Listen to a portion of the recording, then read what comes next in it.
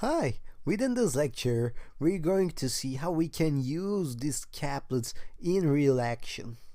So we have our Windows machine running on here on the same NAS network as our Kali Linux, and I'm going to run better cap in a way that we always do by running iface eth0. And over here we have to run this net.probe, net.recon, and ARP spoof and everything like we did before. So I'm going to run net.probe for starters. Okay, so now it detected our Windows virtual machine. Over here we can see the net.probe and net.recon are working right now, and later on we need to set the ARP spoof parameters.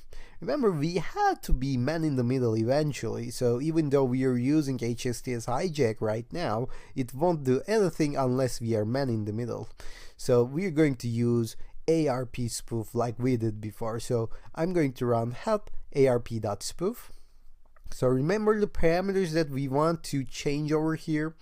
So it was ARP spoof full duplex and ARP spoof target. So let's start with ARP spoof full duplex. We have to set it to true in order to attack both the gateway and the target. And next thing that we want to do is to change the ARP spoof targets. So set ARP spoof dot targets to 10024. If you have multiple targets, you can put a comma and write the other ones as well. Okay, after that I believe we are good to go and start the ARP spoof on. Okay, and remember, if you come across any problem over here at this point, because we're trying to run this with a caplet this time, so you may encounter some problems. If it doesn't work, you're more than welcome to change this arp.spoof.internal parameter as well. So far we have been working with this in default mode, and it didn't cause any problems for us up until that moment. But if it causes some problem, come over here and say set arp.spoof.internal to true. I'm not going to do that right now, but you know how this works. So I'm just going to say arp.spoof.on, space on, and next thing for us to run these net.sniff, because we want to sniff the target packets over here. Okay, and then we are ready actually, but remember, we have to run our HTTPS hijack caplet as well. In order to do that, I will just type HTTPS hijack and hit tab, and it will autocomplete it for me like that, HTTPS hijack / HTTPS hijack. If I hit enter without doing anything else, it will start this caplet like it's supposed to. As you can see, now our HTTPS hijack is running, and it runs some JavaScript codes, it runs some keylogger as well. Now let's head back to our Windows machine. Okay, I'm going to open my browser and I'm going to clear the cache as usual, because we're going to try a new thing over here. Okay, go to the settings and say clear everything from here. So we will start fresh, and I will start with HTTPS websites rather than HSTS, because it will be easier for us to test, to understand whether this is working or not. Okay, so right now we have to figure out some HTTPS websites rather than HSTS. And we have worked with LinkedIn and Stack Overflow, I believe, in the previous lectures. So let's go for LinkedIn one more time. So here you go. Now we managed to downgrade LinkedIn to HTTP. As you can see, we don't see any secure icon over here, and we don't have HTTPS in front of LinkedIn. Now if we try to get the data out of this website, I believe we can, because it's HTTP anyway, right? Let's try with some other website, like let's go for Stack Overflow. So this is a website used by developers to find some solutions to common problems. And here you go. This is HTTPS, and we managed to downgrade it. Now, if you try this with any other websites, with HSTS websites, there is a high chance it won't work unless you put it on the targets and replacements over here, and I will show you how to use them as well, don't worry. So let me go to this website. So this is xcsozluk.com. So this is kind of a Turkish website, but this uses HSTS, so I'm just showing it to you because, as you can see, we didn't manage to downgrade it to HTTP, and if we didn't include them in the caplet configuration, it won't be easy for us to downgrade from HTTPS to HTTP. But let's focus on HTTPS right now. We're going to talk about HSTS in the next lecture. Right now, in the linkedin.com, I'm not signed in, and this is not even HTTPS.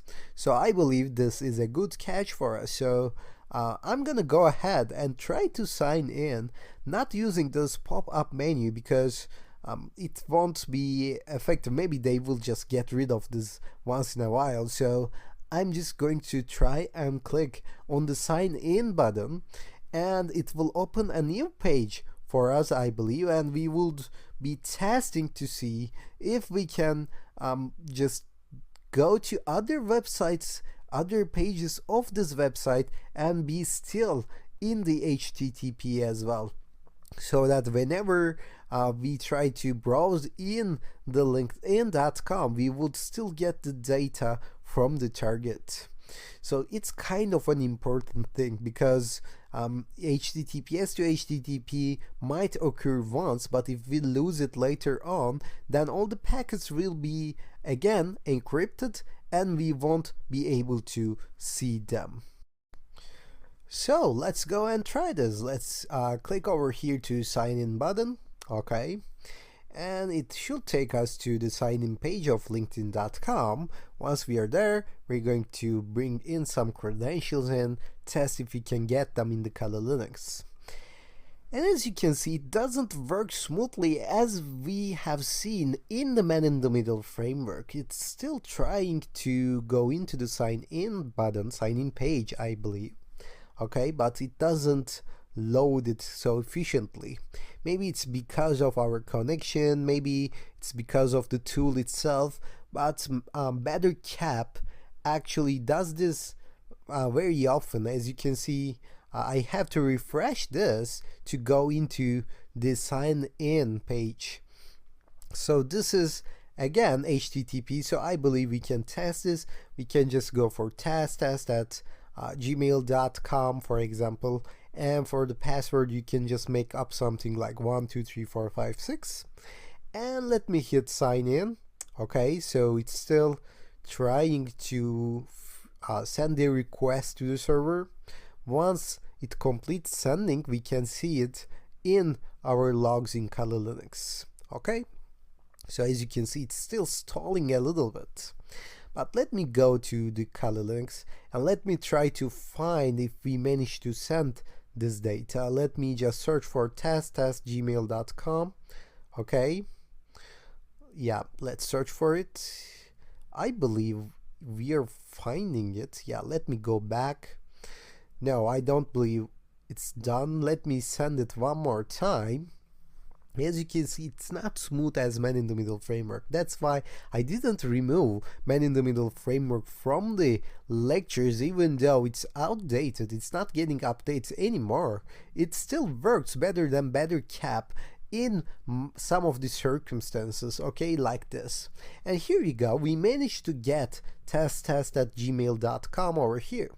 So it works, but it's not smooth as man-in-the-middle framework. So let me search for 123456. Here you go, we managed to get the password as well. Of course, you might think that, yeah, you knew the password and you search for it. How are you going to find the password in a real-life example? Of course, you can search for password as well rather than just searching for 123456. And as you can see, it still gives you the password over here.